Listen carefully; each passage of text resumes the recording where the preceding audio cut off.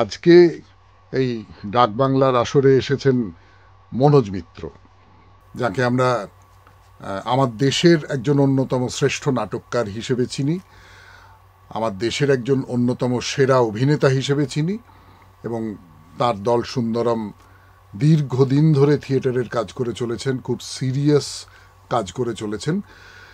সেই মনোজ মিত্রের সঙ্গে খানিকটা কথাবার্তা, খানিকটা আড্ডা। যেটা আপনার সঙ্গে আমার দেখা হলে বা যে কারোর সঙ্গে দেখা হলে প্রথম যে প্রশ্নটা হয় সেটা হচ্ছে যে এখন নতুন কি লিখছেন। বিষয়টা আমি রামায়ণ নিয়ে করছি এবং সেটা ছোট পরিসরে, তার মানে তার মধ্যে অনেক কথাই থাকবে কিন্তু তার বিস্তারটা খুব বেশি নয়।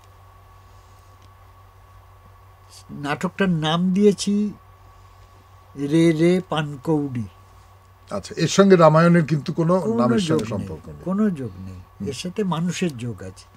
একটি বাচ্চার নাম পানকৌড়ি রাখা হয়েছিল। আচ্ছা। এবং ঘটনাচক্রে সে সাগরে পড়েছিল, পড়ার পরে দেখা গেল পানকৌড়ির মতন সে সাঁতার দিতে পারে, ছুটতে পারে, দারুণভাবে ছুটতে পারে। একে নিয়েই রামায়ণের আর কয়েকটা লোককে নিয়ে নাটকটা লেখা। আচ্ছা। তার মধ্যে জনক রাজা আছেন, মিথিলার রাজা জনক। মিথিলার ওখানকার জঙ্গল এবং পাহাড়ের কিছু দুটো একটা ছেলে মেয়ে আছে। রাবণ রাজা আছে, অ্যাকচুয়ালি ও ছিল রাবণ রাজার সন্তান। রাবণ রাজার প্রাক বিবাহ জীবনের সন্তান। আচ্ছা, বেশি আর বলবো না। কিভাবে প্রথম আপনার মাথায় একটা নাটকের কথা আসে? ঠিক কিভাবে আসে, এটা প্রত্যেকটা এক একটা নাটক এক এক রকমভাবে এসেছে। কোথাও গিয়ে হয়তো কোনো একটা কিউ পেয়ে আমি সেইটাকে, আমার কোথাও একটা লেগেছে, সেটাকে আমি রেখেছি কাছে, এবং ক্রমশ সে তার আকার নিয়েছে। সে বড় হবে কি ছোট হবে, হাত পা মেলবে কি মেলবে না, সে আকারটা সে নিয়েছে। বেশ দীর্ঘদিন থাকে এসবগুলো। এই সূত্রটা কোথা থেকে এলো এবং কেন এলো, এটা বলা খুব মুশকিলের ব্যাপার, খুবই মুশকিলের ব্যাপার। এর সবসময় সত্য নাও হতে পারে। না, কিন্তু ক্লু এর কথা বলছিলেন আপনি, যদি একটা দুটো উদাহরণ দিয়ে বলেন যে ক্লুটা কিরকম করে আসে, মানে কি ধরনের ক্লু থেকে আপনি কি নাটক লিখেছেন, এইটা যদি একটু।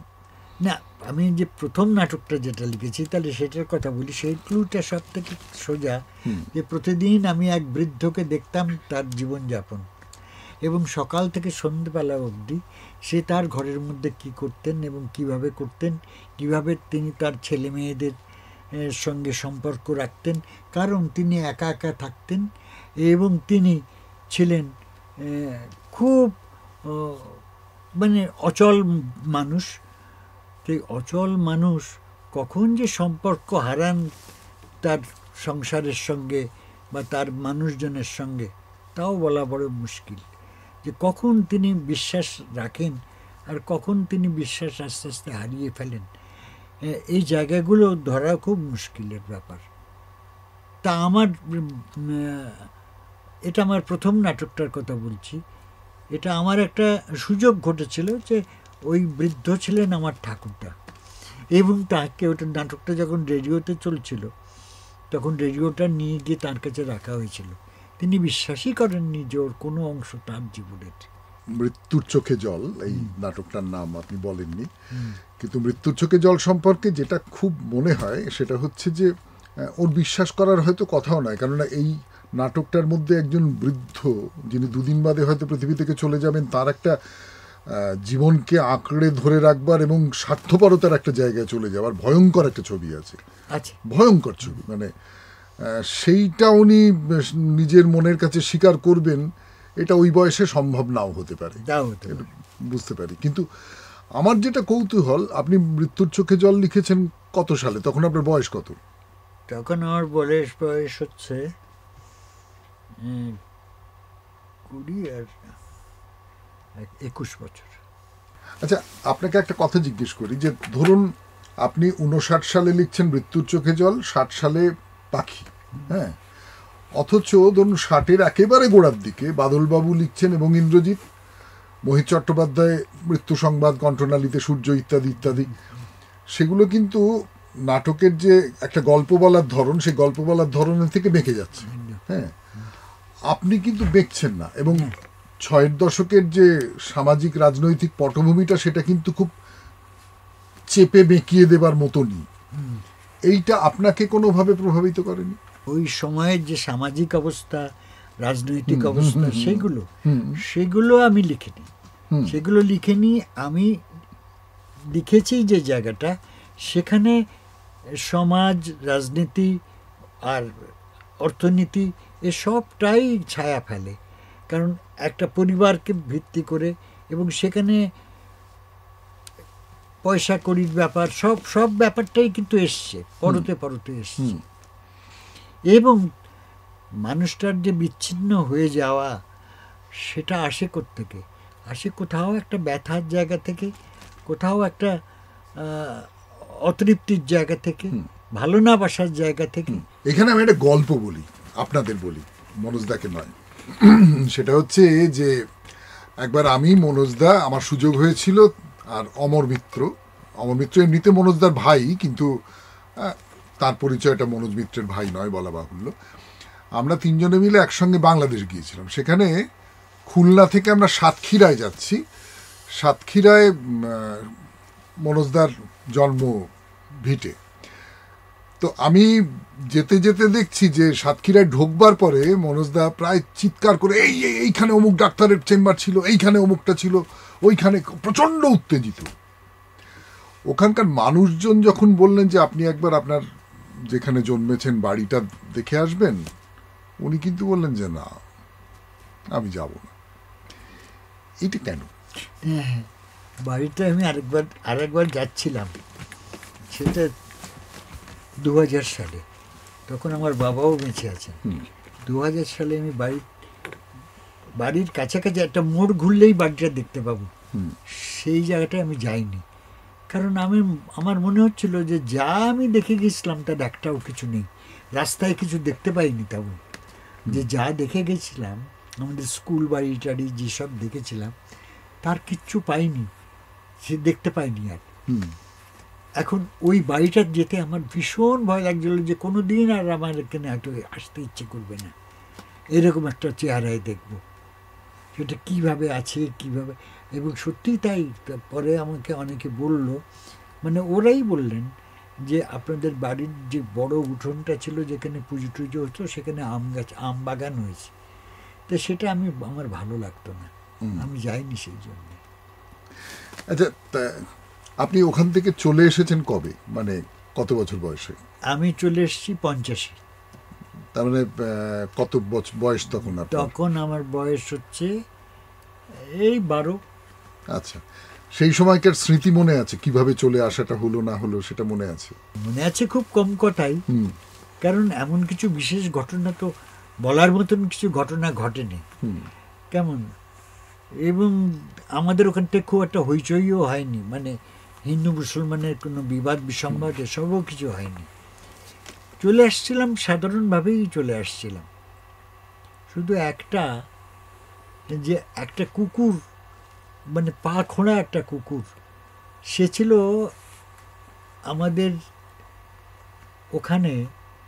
যারা, তুমি আমার ওই নাটকটা জানো তো, কিনু কাহারের, ওই কিনুর একটা কুকুর ছিল, এবং সেই কুকুরটা ওইরকম একটা পা খোঁড়া, সেই কুকুরটাই আসছিল। আচ্ছা আচ্ছা, তো সবাই তাকে করছিল, ঢিল মারছিল, করছিল। তা আমি তাদের বললাম যে ওকে মারবেন না, ও তো একটা পা খোঁড়াই, তো আসছে আমাদের সঙ্গে, আসুক না, তো খানিকটা বাদে বুঝতে পারবে যে আমরা ফেরার লোক নই। হ্যাঁ, আমরা যথেষ্ট নিষ্ঠুর লোক, চলে যাব আমরা। মানে 12 বছর বয়সে আপনার এরকম বলতে ইচ্ছে করলো? হ্যাঁ, আমার খুব খারাপ লাগছিল যে ওকে ঢিল মারছে বা তাড়াচ্ছে, আবার কেউ কেউ ডাকছে, মানে কুকুরটাকে নিয়ে খেলা করছে। ও বাসের উপরে বসে অনেক, তখন তো বর্ডারে সব লোকজন আসতো, একবারে বাস ভর্তি হয়ে আসতো। তো সেই লোকগুলো ওরকম ভাবে তাকে ব্যবহার করছে, এটা আমার ভালো লাগেনি। আর কিনুর কথা তো কেউ জানেন না, কিনু কাহারে থিয়েটার যারা দেখেছেন তারা বলতে পারবেন যে একটা গ্রামে কিভাবে থিয়েটার মানে অন্তজ মানুষ কিভাবে থিয়েটারটা করতেন এবং কিরকম তাদের রসবোধ ছিল, কেমন কিরকম তাদের রসবোধ এবং তাদের উপস্থাপনা কিরকম ছিল। খানিকটা করতে করতেই একটা বউ বলে যে আর এটা নিও না, এটা নিয়ে তোমার থিয়েটারের মাল নয়, এটা এটা আমার বাবা আমাকে দিয়েছে। এবং কিনু আসে, সে এসে বলে যে আমি ঠিক মারা গেছি কবে বলতে পারবো না, বলে তুমি কবে মারা গেছো?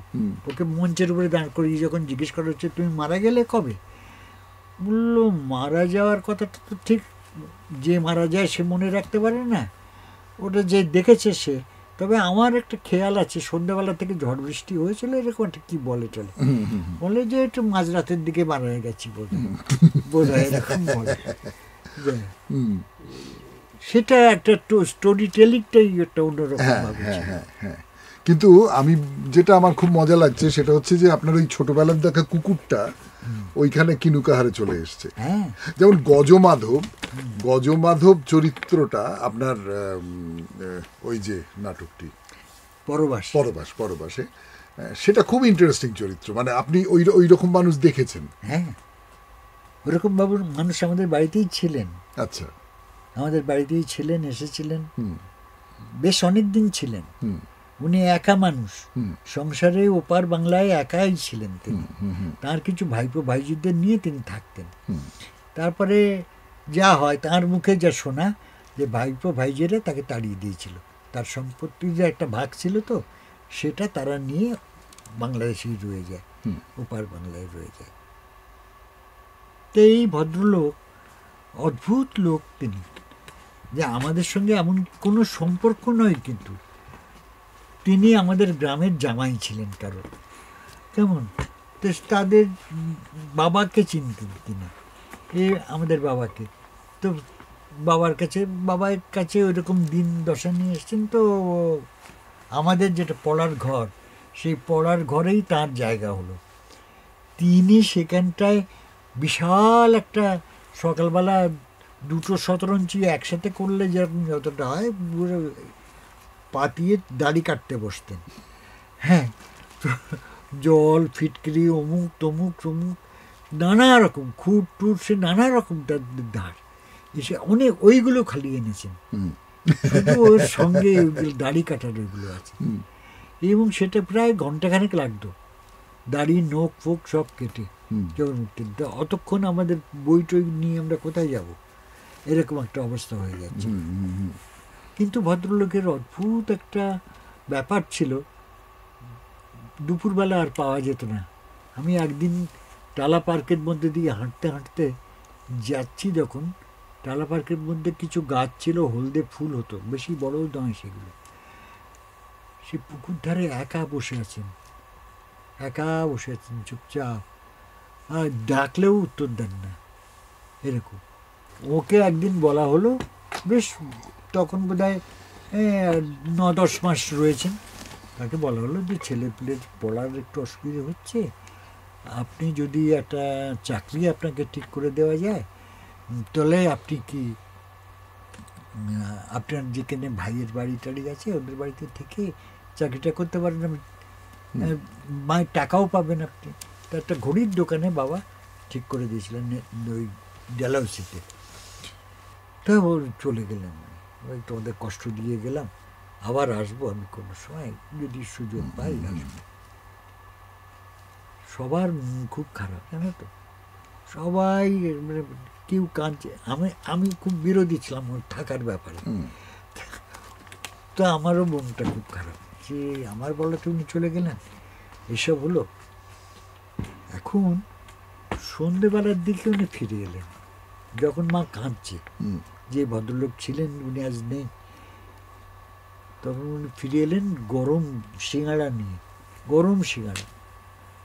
বললো যে শিয়ালদায় আমি ট্রেনে উঠতে যাব, তো দেখলাম যে এইগুলো সব ভাজা হচ্ছে, তখন তোমাদের কথা খুব মনে হলো যে গরম সিঙ্গাড়াটা নিয়ে যাই। শিয়ালদা থেকে নিয়ে বাড়ি এসছি বিকেলবেলা, সকালবেলা বেরিয়ে গেছেন, বিকেলবেলা মানে সন্ধেবেলা যখন সবাই অফিস টফিস থেকে চলে এসছে, আমাদের পড়াশোনা শুরু হবে, এরকম একটা সময় তিনি সিঙ্গারা নিয়ে এলেন এবং সকলেই তখন হাসি হাসি মুখ হয়ে গেল, সবাই খেতে লাগলেন। শুধু মা কাঁদছিল, কিন্তু মাকে উনি কীরকম ভালোবাসতেন। ওই উনি বললেন যে তুমি ওই সব এঁচড় টেঁচড়ে হাত দিও না, উনি এঁচড় কেটে দিলেন। হ্যাঁ, ওই জামা কাপড় ছাদের উপরে মেলে দেওয়া, তিনি ওখান থেকে এই সবগুলোই আমার নাটকের মধ্যে আছে, যেমন সবগুলোর কথাই আছে। তো এরকম এরকম ছন্ন ছাড়া মানুষ এবং হারিয়ে যাওয়া মানুষ প্রায়, কেমন যার পৃথিবীতে কোনো দাম নেই এরকম, বা নিজে মনে করেন না তার কোনো দাম আছে, বা কেউ মনে করে না তার কোনো দাম আছে। তো এরকম মানুষ আমি নিয়ে লিখেছিলাম। এবং ওইটা আমি যখন